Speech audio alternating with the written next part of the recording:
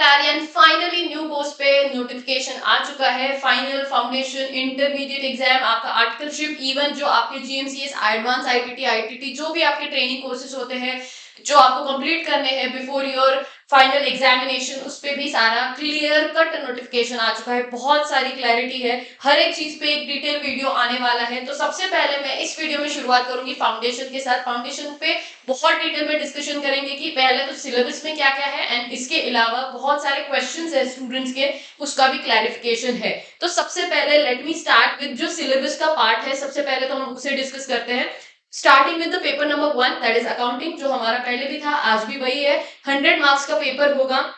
Theoretical framework है, उसके बाद accounting process, bank reconciliation, inventories, ये depreciation, amortisation, bills of exchange, final accounts, NPOs, accounts incomplete, जो आपका इनकम्प्लीट अकाउंट्स होते हैं वो, पार्टनरशिप, कंपनी अकाउंट्स। तो शायद इसमें से ये जो दो चैप्टर्स है वो अप्रोक्सीमेटली, मतलब शायद वो अकाउंट्स के बारे में थोड़ा सा अगर मैं बोलूँ तो ये जो चैप्टर्स थे ये आप लोगों के लिए नए हैं, जो पुराने सिलेबस का पार्ट नहीं थे, लेकिन यस अभी है।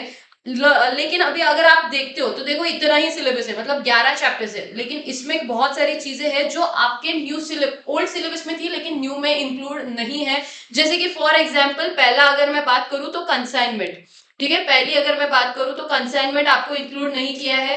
दूसरा सेल ऑन अप्रूवल जो होता है वो आप लोगों के लिए इंक्लूड नहीं किया है। तीसरा आप लोगों के लिए जो आप अकाउंट एवरेज ड्यू डेट जो आता था वो भी इंक्लूड नहीं है। अकाउंट्स जो आपका आता था वो भी नहीं है। तो आपके बहुत सारे जो चैप्टर्स है वो इंक्लूड नहीं किए हुए, जो न्यू सिलेबस में नहीं है लेकिन ओल्ड सिलेबस में थे। तो प्लीज मेक श्योर कि आप लोग वो ध्यान रखिए कि आपके 2-3 चैप्टर जो है वो पुराने सिलेबस में है लेकिन नए में नहीं है। तो ये पहला तो हो गया अकाउंट्स के बारे में। दूसरा आते हैं बिजनेस लॉ पे। अगर आप देखते हो 100 मार्क्स का बिजनेस लॉ हो चुका है, जो बीसीआर करके जो आपका एक एक्सेप्टेड सब्जेक्ट करके था, बट जो कि बेसिकली इंग्लिश था, बट उसको पूरी तरीके से हटाया है। 100 मार्क्स का पूरा बिजनेस लॉ होगा। बिजनेस लॉ में इंडियन रेगुलेटरी फ्रेमवर्क इंक्लूड किया है, जिसमें थोड़ा सा बेसिक है कि कैसे लॉ बनता है, या जो हम लोग एक्स्ट्रा के लेक्चर्स या इंट्रोडक्टरी लेक्चर्स करके लेते थे वही उन्होंने इंक्लूड कर दिया। उसके बाद इंडियन कॉन्ट्रैक्ट एक्ट में जो इंटर का सिलेबस था, जो 5 कॉन्ट्रैक्ट्स थे जो इंटर में थे लेकिन वो उन लोगों ने फाउंडेशन में लाए हैं इंस्टीट्यूट ने। उसके बाद sale of goods act same है, पार्टनरशिप सेम है, एलएलपी सेम है, कंपनीज एक्ट भी सेम है, लेकिन ये और एक एक्ट है जो ऐड किया है, that is negotiable instrument act. ये भी इंटर का सिलेबस था जो फाउंडेशन में आया है। तो ये 7 एक्ट होंगे इंस्टेड ऑफ बीसीआर। उन्होंने फर्स्ट चैप्टर, उसके बाद जो 7th चैप्टर है आपका, और कुछ इंडियन कॉन्ट्रैक्ट एक्ट में एडिशन किया है। बट 100 मार्क्स का का पूरा बिजनेस लॉ होगा। उसके बाद आते हैं थर्ड, जो है आपका मैथ्स और क्वांटिटेटिव एप्टीट्यूड आप जिसे बोलते हो। इसमें ज्यादा कुछ ऐसे ऐसे चेंजेस नहीं है।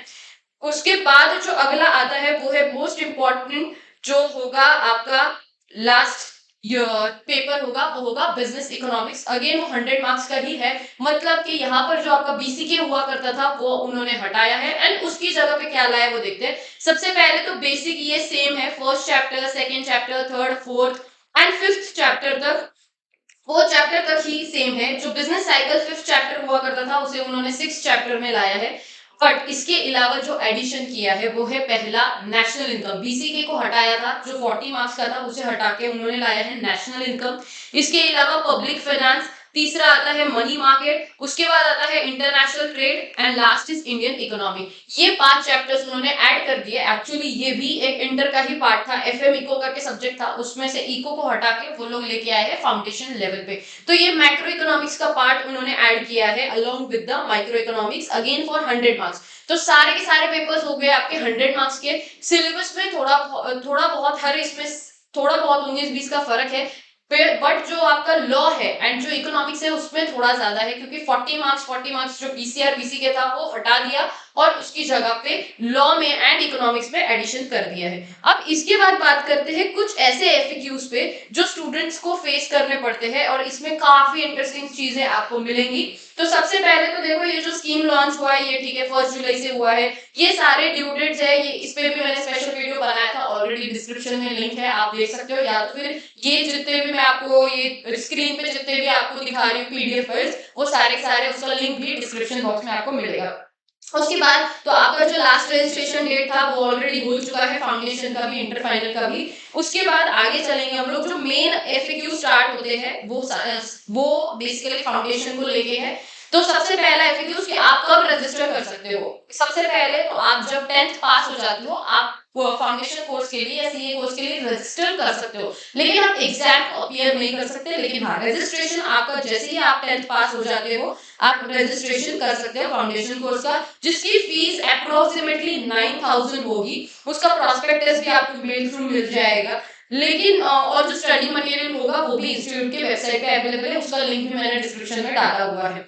उसके बाद जो मेन इस पे आते हैं कि कब कब आप लोग, देखो आपने कोर्स का रजिस्ट्रेशन तो कर दिया है 10th के बाद, लेकिन अगर आप 11th स्टैंडर्ड में है तो आप कब एलिजिबल होते हो कि न्यू स्कीम के अंडर आप एग्जामिनेशन दो। तो ये बहुत क्लियरली लिखा हुआ है कि जब आप क्लास 12 जो एग्जाम कंडक्ट करता है, जो गवर्नमेंट एग्जाम कंडक्ट करता है, जब आप क्लास 12 क्लियर हो जाओगे उसके बाद ही आप एलिजिबल होते हो सीए के फाउंडेशन एग्जाम को देने के लिए। फिर भले ही आप 11th स्टैंडर्ड में हो, फर्क नहीं पड़ता, आप प्रिपरेशन करो चाहिए आपको। तो मैं रेकमेंड नहीं करती 11th स्टैंडर्ड से प्रिपरेशन स्टार्ट करने के लिए। मैं हमेशा कहती हूँ कि 12th स्टैंडर्ड से ही प्रिपरेशन स्टार्ट करो, 12th स्टैंडर्ड के बाद इमीडिएटली आप एग्जाम दे देना फाउंडेशन का।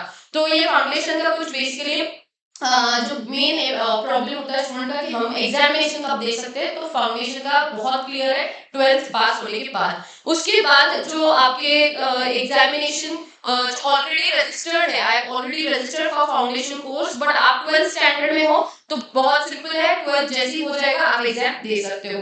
इसके बाद हाँ, आप एलिजिबल कब होगे, आप लोगों को रजिस्ट्रेशन, फाउंडेशन का रजिस्ट्रेशन करने के लिए, देखो सीए के लिए रजिस्ट्रेशन करना इज डिफरेंट देन आपका मेन एग्जामिनेशन का रजिस्ट्रेशन या आपका मेन फाउंडेशन का फाउंडेशन का रजिस्ट्रेशन। तो मैक्स टू मैक्स आपको कब आप रजिस्ट्रेशन कर सकते हो कि जैसे फॉर एग्जांपल अगर आपका जून में एग्जाम है तो आपको 1 फेब से पहले आपको रजिस्ट्रेशन कर देना है। अगर आपका दिसंबर में एग्जाम है तो आपको अगस्त से पहले, 1 अगस्त से पहले आपको रजिस्ट्रेशन कर देना है। ये 4 महीने पहले बेसिकली आपको रजिस्ट्रेशन करना मैंडेटरी होता है। उसके बाद ये तो बेसिक हो गया, कौन सा, ये हो गया आपका रजिस्ट्रेशन, फाउंडेशन का रजिस्ट्रेशन हुआ 4 महीने पहले आपको कंपलसरी रजिस्ट्रेशन करना है, तभी आप एलिजिबल हो जाओगे।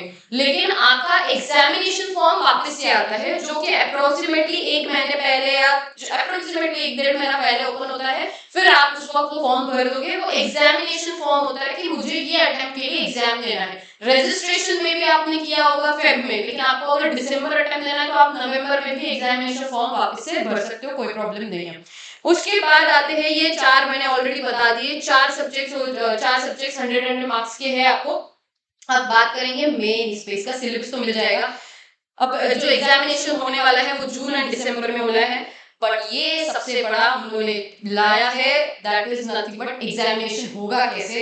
तो first paper 1 and 2 will be subjective and paper 3 and 4 will be objective. का मतलब है आपको अकाउंट्स एंड लॉ अभी भी डिस्क्रिप्टिव ही लिखना है, एंड जो मैथ्स एंड इकोनॉमिक्स है वो आपका ऑब्जेक्टिव हो जाता है। ये बहुत क्लैरिटी के साथ उन्होंने लिखा है, कोई इसमें कोई गुंजाइश ही नहीं है अब कि आपके एमसीक्यू पेपर होने वाले सारे के सारे। उन्होंने बहुत क्लियरली दे दिया कि ऐसा थोड़ा बहुत शक था कि शायद एमसीक्यू हो जाएगा, बट यस क्लियरली दे दिया है कि first and second paper will be subjective and third and fourth paper will be objective.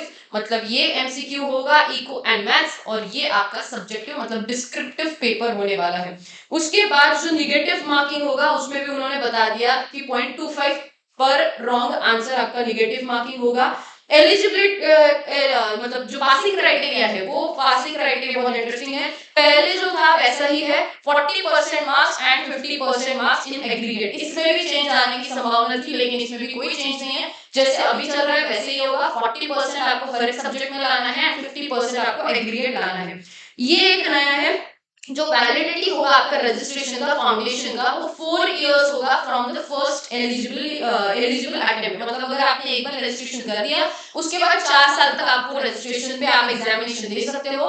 उसके बाद ऐसा भी एक्चुअली यहाँ पर नहीं लिखा हुआ, बट हाँ यस यहाँ पर लिखा हुआ है रीवैलिडेशन इज नॉट परमिटेड। मतलब कि अगर आप 4 साल में फाउंडेशन कोर्स नहीं क्लियर कर पाए तो आप लोग वापस जिंदगी में कभी भी सीए फाउंडेशन कोर्स नहीं दे सकते। आपको आना है तो आप डायरेक्ट एंट्री से इंटर लेवल पे आ जाना बीकॉम होने के बाद, लेकिन आप उसके पहले फाउंडेशन वापस से नहीं दे सकते अगर आप 4 साल में भी अगर फाउंडेशन क्लियर नहीं कर पाते हो तो। ये बेसिक फाउंडेशन लेवल का है, पूरा नोटिफिकेशन है, इसका लिंक ऑलरेडी डिस्क्रिप्शन में है, प्लीज जाके देख लेना, डिटेल में सारी चीजें पढ़ लेना वापस से।